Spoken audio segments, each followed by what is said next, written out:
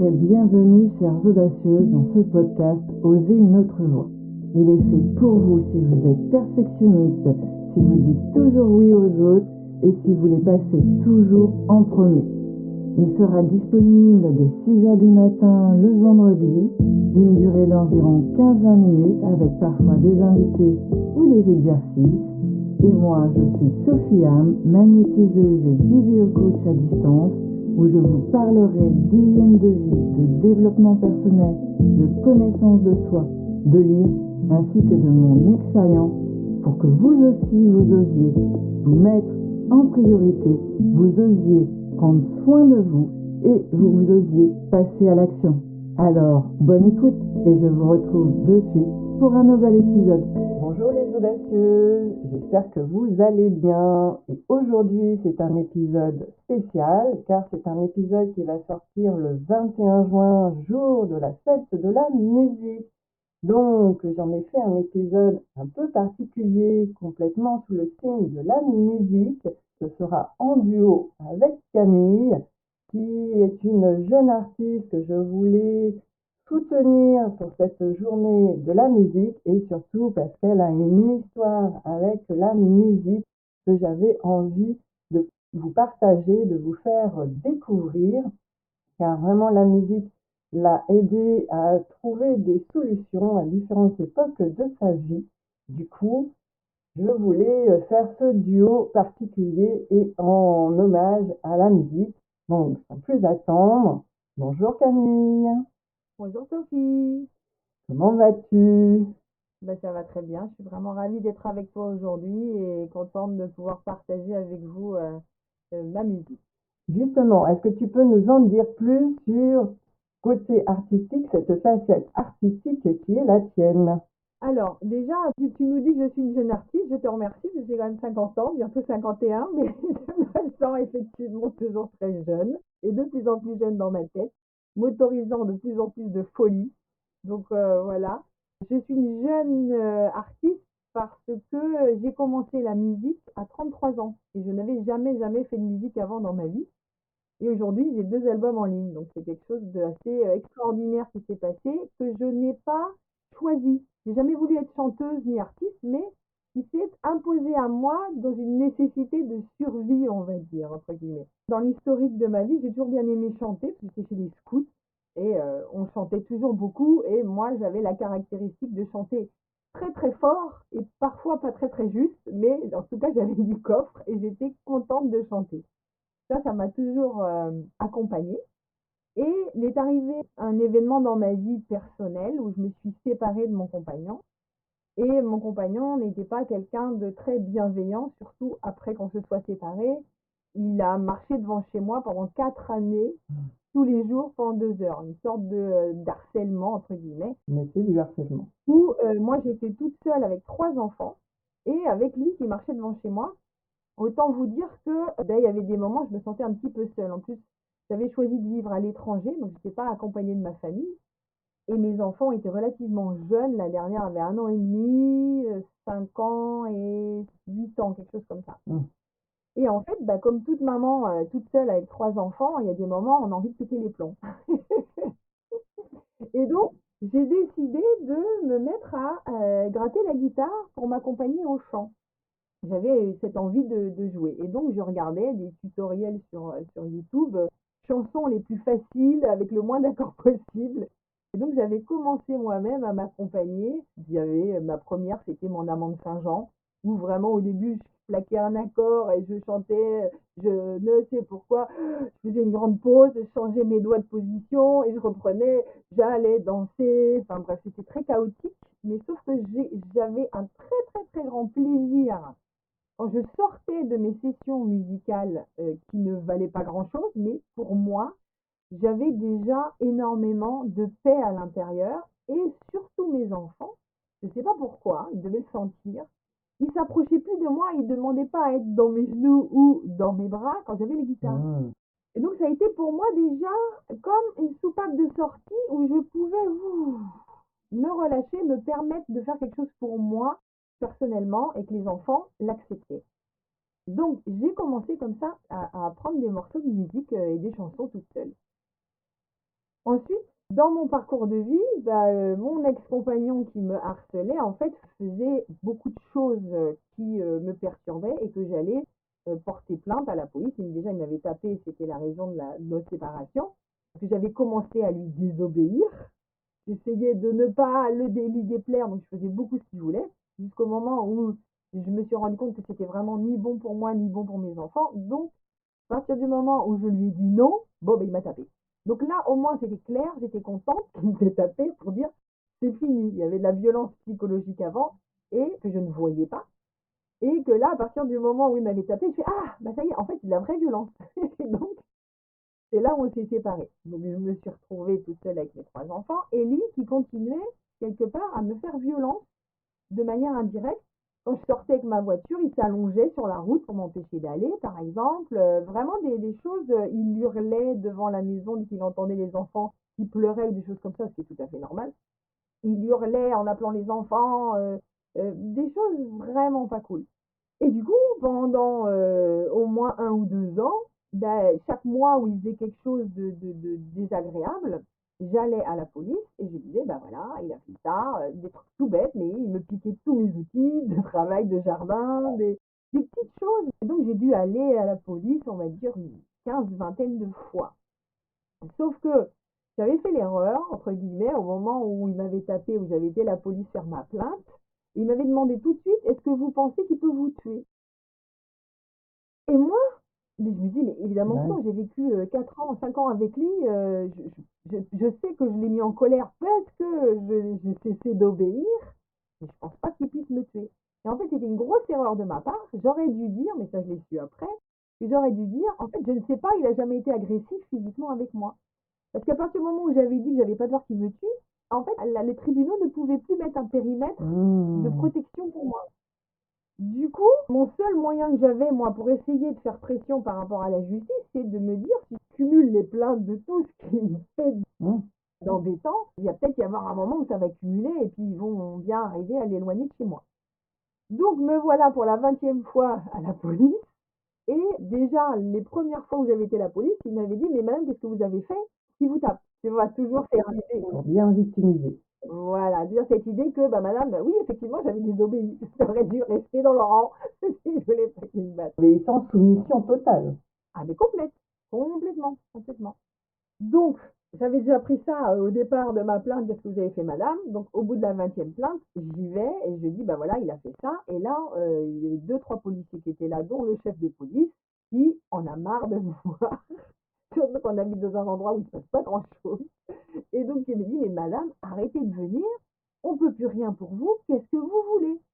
Et donc, moi, je lui dis, écoutez, j'aimerais au moins que vous compreniez ma situation, que vous sentiez ce qui se passe. Ah, il m'a dit, ah, mais madame, vous l'êtes entendue, vous l'êtes comprise? Je lui dis, oui. Et il me dit, en fait, c'est pas la police qu'il faudrait que vous alliez, madame, il faudrait que vous alliez voir un psychologue à l'hôpital, ça vous aidera. Mon Dieu. Tu vois le truc?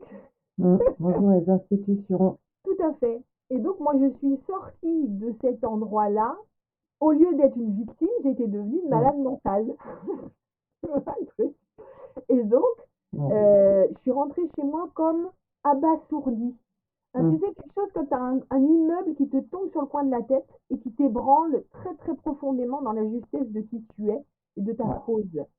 Et alors, je pleurais, j'étais abattue pendant 1 heure et demie et j'ai senti en moi quelque chose monter de très précieux qui m'a dit, Camille, arrête de pleurer. Il t'est arrivé un truc détestable. Tu dois trouver un moyen que cette situation détestable, ça devienne une leçon pour que plus jamais ça se reproduise. Mmh. Tu vois le changement, le Ouais. switch? Mais bravo, parce qu'en quelques heures, c'est impressionnant. Ça faisait déjà aussi 2 ans, enfin plus 6 ans Mmh. que je me faisais taper sur la tête aussi, entre guillemets, à me faire dire que j'étais pas quelqu'un de correct et que ce que je faisais était pas correct. Et là, je pense que c'était une goutte qui a été fait déborder le vase et que j'allais encore une fois vivre une journée mais horriblissime à cause de Ouais. ces mecs-là qui Mmh. me faisaient chier. Et là, j'ai dit non, je leur donne plus pouvoir de me mettre complètement comme une carpette, comme une serpillière. Il faut que je trouve, il faut que je change un truc. Tu vois, il faut que je rebondisse Mmh. pour que ça arrête de me toucher, que ça arrête de m'atteindre. Et donc, je me suis dit, ouh là là, je vais écrire un truc, je vais écrire un poème. Après coup, je me dis, mais je connais aussi quelques chansons, c'est super facile avec 3 accords. Je vais faire un poème et je vais écrire une chanson qui deviendra mon mantra, que je me répéterai en boucle. Donc, qu'est-ce que je vais écrire sur mon papier? J'ai écrit, je suis allée voir les policiers, c'était pas une bonne idée. On m'a appelé au tribunal, mais j'ai jamais rien fait de mal. Qu'est-ce que je dois faire pour vivre en paix? Qu'est-ce que je dois faire pour vivre en paix? Et ensuite, les autres paroles, c'était en portugais, parce que quand j'habitais au Portugal, les paroles sont venues en portugais. Donc là, je vous la traduis en français. On dit que nous recevons ce que nous semons. J'ai toujours pensé bien faire, mais me voilà les 4 fers en l'air. Mais qu'est-ce que je dois faire pour vivre en paix? Et l'autre, c'est en fait une sorte de responsabilisation où c'était, il y a peut-être quelque chose que je fais pas très très bien en définitive dans ma vie, pour que ça m'arrive. Et je vais chanter une chanson, au moins ça va déjà m'aider à me sentir bien. Et donc me voilà avec la guitare, et je me fais 3 accords, et je les plaque, mais vraiment j'étais débutante de chez débutante. Et là je cote ma guitare et je fais Fui a polícia, não foi boa idea, o que devo fazer para pas viver. Et je répétais à tue-tête cette chanson. Et au bout de 2 heures, mais je pleurais de joie. Je pleurais mais regarde Camille, ce que tu es en train de faire, tu es en train de créer une chanson en vrai, ta première chanson. Wow. Et ça m'a transmuté mon énergie. Tu vois l'idée? Plus avec la puissance des mots et la puissance de la musique, forcément, là, ouais, ça a vraiment marché pour toi. Ouais, voilà. Et maintenant, quelque part, je bénis ce chef de police-là, parce que une fois que je me suis rendu compte que je pouvais créer des chansons, des mantras qui me permettaient de passer des moments difficiles, parce que je ne pouvais pas changer mon extérieur. Je ne pouvais pas demander aux autres de se transformer, ils étaient comme ils étaient. Mais par contre, moi, je pouvais changer mon état d'être, de recevoir ces embrouilles-là. Et donc, après, dès que j'avais un petit problème, un petit bobo, une petite émotion, chanson. Et ça me mettait en joie. Ça me dire, ouh. Mais heureusement, avec le temps, j'ai quand même réussi à faire des chansons joyeuses, de reconnaissance. Et du coup, c'est comme ça qu'est né ton premier album avec 10 chansons, dont des joyeuses, voire même quelques coquines. Oui, tout à fait. Alors en fait, après, ça a été un outil pour moi de tout raconter sur ma vie, entre guillemets. Où ça a commencé là. Ensuite, la deuxième chanson, c'était grâce à la gentillesse de gens qui nous accueillent dans leur village au Portugal, où je suis, dans l'île, j'habite aux Açores. En fait, j'ai reçu un message où les Iliens remerciaient les étrangers qui décidaient de venir vivre chez eux. Et là, je me suis dit, mais c'est incroyable comme ils sont trop gentils, il faut que j'écrive une chanson pour les remercier. Et donc, j'ai écrit une deuxième chanson pour les remercier, pour expliquer pourquoi je vivais dans leur île, des choses comme ça. Ensuite, j'ai écrit une chanson, je me suis dit, ça peut être pas mal de remercier ce que j'ai. C'était déjà de se dire de ma gratitude envers la vie. Et donc, j'ai écrit une chanson sur ma fille Maloé, qui m'a permis d'être transformée en maman. Donc il y a aussi cette chanson-là que beaucoup de femmes aiment, parce que c'est vrai que c'est grâce à nos aînés qu'on apprend comment devenir éducateur en définitive, et qu'on ne sait pas du tout. Surtout dans nos sociétés où on vit tellement séparés des enfants jusqu'à l'âge d'en avoir, comme anciennement ou en Afrique où j'ai vécu aussi, on voit qu'il y a la collectivité, donc tu vois comment les gens interagissent avec les enfants, c'est pas notre cas à nous.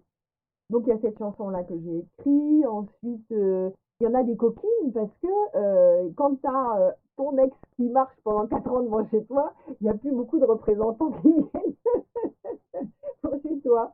Et donc, au bout d'un moment, j'ai senti, ça c'était très rigolo, que j'avais plus envie d'homme dans ma vie parce que c'est casse-pied et puis je n'avais pas envie pour le moment. Mais par contre, je sentais que mon corps avait des besoins. Tu vois, vraiment une montée de libido parce que pendant 2-3 ans en jachère, il y a un moment, ça se réveille, en tout cas chez moi. Et donc la première chanson qui s'appelle Les rêves érotiques, où je rêvais, et donc dans les paroles, c'est que je fantasmais en fait. J'ai rêvé hier que j'étais une sorcière dotée de pouvoirs extraordinaires, et j'ensorcelais tous les hommes de la terre pour qu'ils sachent tous comment me satisfaire. Et je raconte dans cette chanson-là que ce serait dans une cabane cachée, où il y avait des bougies allumées, enfin, tout, en fait, la sexualité féminine qui n'est pas directe, frontale, boum, Mm. boum, mais au Oui. contraire, la montée de prendre soin du corps, de se masser, de se caresser, de manuel d'utilisation pour les hommes en général, pour leur dire, voilà ce qui, moi, personnellement, et plein de copines, on aime bien. Donc, Mm. ce soit, et je finis la chanson en disant, oh, j'aimerais que ça devienne réalité, ça, voilà. Donc ça, c'était très soft. 3, 4 mois après, je commence à tomber amoureuse de tout le monde qui passe. Tu sais, où tu vois quelqu'un dans la rue, et tu fais, celui-là, il me plairait bien. Parce que tout est possible d'une certaine manière. Et après, une autre chanson qui s'appelle De la lune au soleil, où je tombe amoureuse d'un gars qui vient Mm. par hasard quelques jours dans le village et c'est un copain d'un copain. Donc, et en fait, on devient très, très, très, très, très proche d'un coup. Mais sauf que moi, je sais qu'il reste que 4 jours. Et quelque part, ça m'embête d'avoir une relation, même physique, avec lui, même si je m'entendais vraiment, on avait une connexion d'esprit très forte. Et il me propose un soir de passer chez lui. Et j'ai refusé parce que j'avais l'impression que c'était pas bien. Comme si tu avais juste Mm. le plaisir du décor, ne justifiait pas, je sais pas, quelque chose d'assez bloquant comme ça. Et peut-être aussi pour me prouver que bon, ça pouvait garder, ça pouvait rester comme ça. Mais bref, ça s'appelle De la lune au soleil, où quelque part je le remercie, parce qu'à la fin, ce que moi j'avais noté de ce passage-là, c'est que enfin finalement mon cœur battait encore. Tu vois cette idée que je Mm. pouvais retomber amoureuse, que j'étais pas complètement séchée. Heureusement que la musique est venue pour transcender tout ça. Pour moi, c'est vraiment comment, non seulement elle t'a permis de te libérer, de retrouver une joie, de te dire que non, c'est pas les autres qui allaient imposer leur humeur, comme avec ta première chanson, mais également, elle t'a permis vraiment de pouvoir à chaque fois faire un pas de plus, de trouver en toi la solution, de trouver le déclic, quelle était peut-être la croyance ou la peur. Tu saurais décrire ton processus, nous en dire un peu plus sur comment ou est-ce que c'est vraiment l'inspiration te vient et la musique et l'écriture, globalement, c'est assez instantané et ça va assez de pair. Alors moi j'ai toujours bien aimé écrire, jamais vraiment de la poésie, mais des lettres, des choses comme ça. Et en fait, je suis là, moi, dans le processus de mes chansons à moi, ce que je fais, parce que je suis pas une vraie musicienne, même si je fais le croix, je fais hyper bien semblant, mais j'ai pas eu une formation musicale. Donc en fait, ce que je faisais, moi, c'était un message. Je m'écrivais un message qui devait rimer pour faire comme une poésie.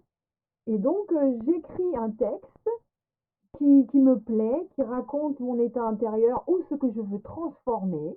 Et ensuite, je prends la guitare et je me dis, il y a certains types d'accords, si c'est des majeurs, si c'est des mineurs, si c'est des septièmes, qui te donnent une ambiance. Par exemple, les mineurs, c'est toujours des chansons un petit peu tristes, parce que t'as une petite note qui fait plutôt vers le bas. Les majeurs, ça va être plutôt des chansons qui vont être gaies, gaies, mais comme des énergies d'enfant, c'est très franc, c'est très direct. Septième, c'est un mélange, et là, ça devient encore plus joyeux. Je sais pas comment expliquer. Et Mhm. en fait, bon, en fait, c'est une construction de plusieurs accords. Et moi, je prenais la guitare et je faisais mes accords que je connaissais au début. J'en avais pas énormément. Maintenant, tout se trouve sur Internet, hein. Et donc, je faisais ma parole, je faisais une suite d'accords. En fait, c'est pas très compliqué. Tu fais 3, 4 accords qui se suivent et que tu répètes en boucle pour que d'autres musiciens après puissent venir se greffer sur toi. C'est comme Mhm. une phrase musicale que tu répètes, avec des loops, quoi. Et donc, j'ai essayé de trouver quelque chose comme ça, qui se répète, et voir si mon texte, je pouvais l'inclure dedans. Et donc, ça a été ma manière de faire des chansons, à savoir qu'au début, j'ai jamais pensé un jour de ma vie pouvoir faire un album, puisque c'était vraiment pour moi que je les écrivais, et puis pour mes enfants Mhm. étaient hyper fans. Dès que j'avais une nouvelle chanson, ils la chantaient avec moi. Ça, c'est très bien. Et donc, moi, mon processus d'écriture est basé sur l'écriture et ensuite, j'enjolive avec une Oui. petite, des accords. Mais ça m'est arrivé dernièrement, une fois, où j'ai eu comme une mélodie. Quand j'ai pris la guitare, j'ai gratté quelques accords et j'ai mis une mélodie dessus. Et c'est une chanson qui est très jolie qui s'appelle Je m'en fous, je vais bien. Mmh. Et, et là, j'ai galéré un an à trouver les paroles pour que ça aille dessus. Oui, Tu vois, c'était vachement plus compliqué pour moi de le faire dans l'autre sens. Ouais, exactement. D'accord. Bah pour finir, pour cette histoire d'album, comment ça s'est passé? En fait, j'ai été fédératrice d'un groupe de musiciens, parce que là où j'habite, il y a quasiment pas de musique, en fait, il n'y a pas tellement de groupes.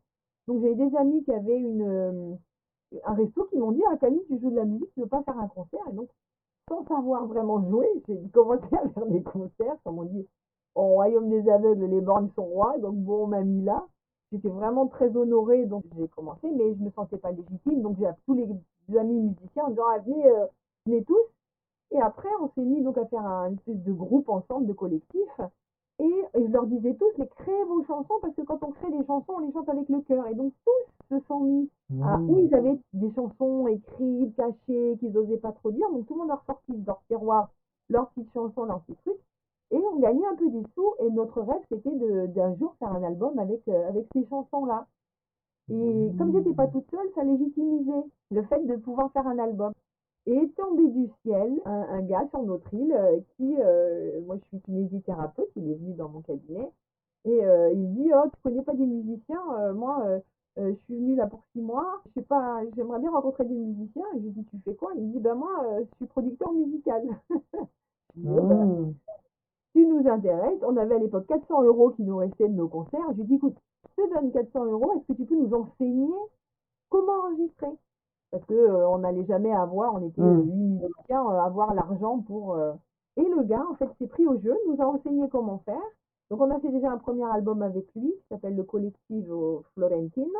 On est 8 artistes et il y a 12 nationalités. Ça, je trouve ça très rigolo. Waouh. Et après, moi, du coup, comme il m'avait enseigné comment faire, ben, je me suis enregistré mes chansons. Parce que je me suis dit, c'est dommage de laisser dans les placards des. Faut leur donner leur chance à ces chansons. Même Mmh. si je pensais pas, et je suis pas toujours sûre aujourd'hui que ça va fonctionner ou pas, on s'en fiche en définitive, mais leur donner leur chance, entre guillemets. Mmh. Et donc, j'ai enregistré mon premier album avec une copine qui faisait un coup de drum derrière, une autre qui faisait du violon, voilà, des deuxièmes voix. Et après, ce fameux Yaron, mon copain producteur, m'a dit, écoute Camille, pour finir ton album, tu viens à Barcelone, dans mon studio, et on te le masterise. Et je te fais les pistes qui manquent, parce que lui, il est vraiment doué, et des moments, il levait les yeux au ciel en disant, mais Camille, mais comment t'as pu faire ça? C'est pas du tout juste. Mais en tout cas, j'ai vraiment apprécié ces moments-là. Et comme je dis, tout vient à point. Je sais pas comment expliquer. Mmh. Il y a eu vraiment là un alignement de choses qui fait que à 42 ballets, je me suis retrouvée comme un gamin de 15 ans dans un studio de musique à Barcelone avec des copains, quoi. C'était vraiment très drôle. C'est que ça peut mener n'importe où, la créativité. Complètement, et ça permet pour celles qui peut-être n'osent pas encore, qui écrivent ou qui peut-être grattent quelques accords, de pouvoir oser passer à l'action, de oser écrire et chanter pour se libérer. C'est aussi un bel outil pour changer et retrouver son estime de soi et sa confiance. On le voit en tout cas quand tu en parles, comment tu as retrouvé cette belle confiance en toi et cette estime de toi. Tout à fait, tout à fait. Et là, bah, c'est devenu mon outil, un de mes outils privilégiés quand j'ai un petit bobo au cœur, ou que j'ai trop plein de joie, ou qu'il y a quelque chose qui me perturbe. Et j'en suis quand même à 50 chansons. Alors, il y en a qui sont vraiment pas terribles, hein. Je pense qu'il faut pas les montrer. Ça fait 15 ans, et que ce soit par la peinture, par l'écriture, le chant, la danse, je pense qu'il y a vraiment c'est extrêmement important que l'humain puisse exprimer ses émotions, même si vous pensez qu'elles ne sont pas légitimes.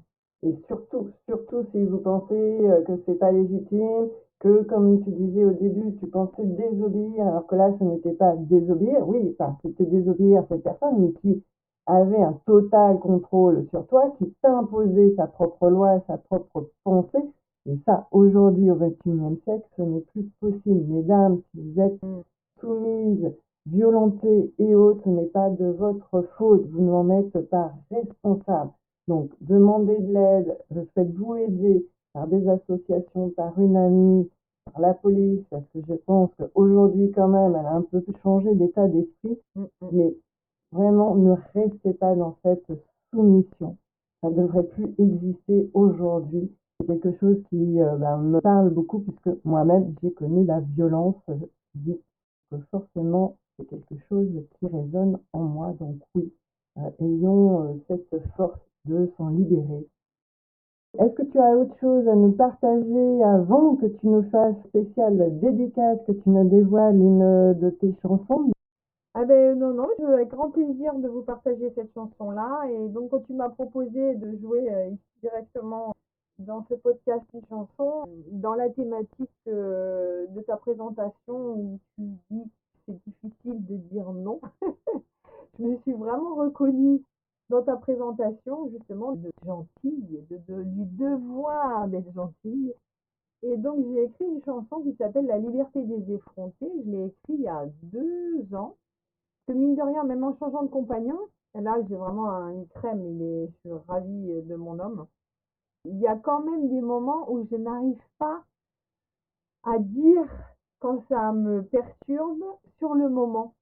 Et donc il y a eu une petite accumulation là c'est toujours des histoires de limites, d'arriver à poser ses limites et à les verbaliser. Ouais. Donc là, il y a un moment, il y avait un peu abusé, mais j'avais pas clairement non plus mis les limites. Donc bref, peu importe.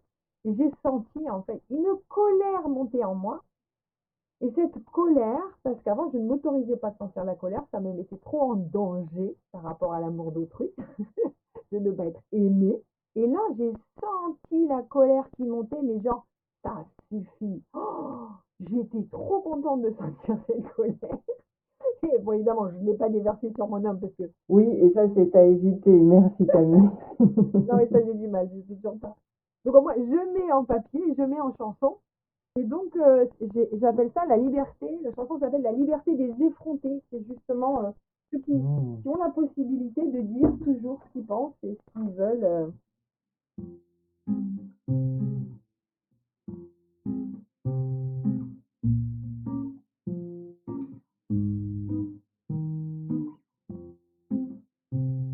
Dans ma poitrine, le tonnerre gronde, un geyser de colère m'inonde. Remonte alors toutes mes humiliations passées, tous ces petits moments où j'ai préféré la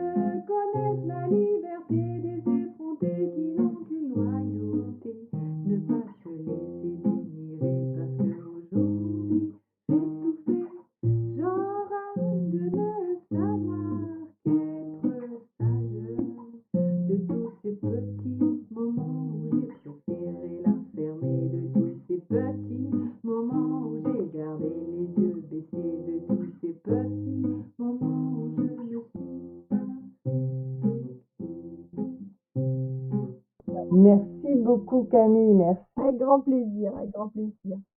Merci en tout cas pour ce partage et pour voilà cette dédicace pour ce podcast. Merci beaucoup avec ces effrontés. Car elle me parle beaucoup, donc j'espère que ça parlera et j'en suis sûre à nos audacieuses et à nos auditrices. Je mettrai bien tous les liens pour que vous retrouviez où trouver ton premier album, le deuxième album qui est un peu voilà sous un autre titre, donc comment le retrouver. En tout cas, merci beaucoup Camille pour cette belle journée spéciale de la musique et surtout pour ce partage très intime, cette confiance que tu as eue à nous partager de comment t'es venue la musique, comment tu t'en es sortie avec la musique. Donc, merci beaucoup ma belle. Avec plaisir. Un grand merci à toi, Sophie, de me laisser l'opportunité de partager mes musiques avec les auditrices. Eh ben, écoute, c'était avec un plaisir parce que je trouve que comme tu disais, tes musiques sont en lien, en résonance avec voilà l'idée du podcast, la philosophie du podcast. En plus, comme vous le savez maintenant, la première chanson de ton premier album résonne en moi parce qu'il y a aussi une histoire commune. Et du coup, chères audacieuses, profitez de cette journée de la musique, dansez pour, comme on disait, cette liberté de mouvement, que vous soyez seul, accompagné, peu importe. En tout cas, dansez, chantez, que vous chantiez faux ou pas, peu importe. Libérez-vous, libérez ces émotions.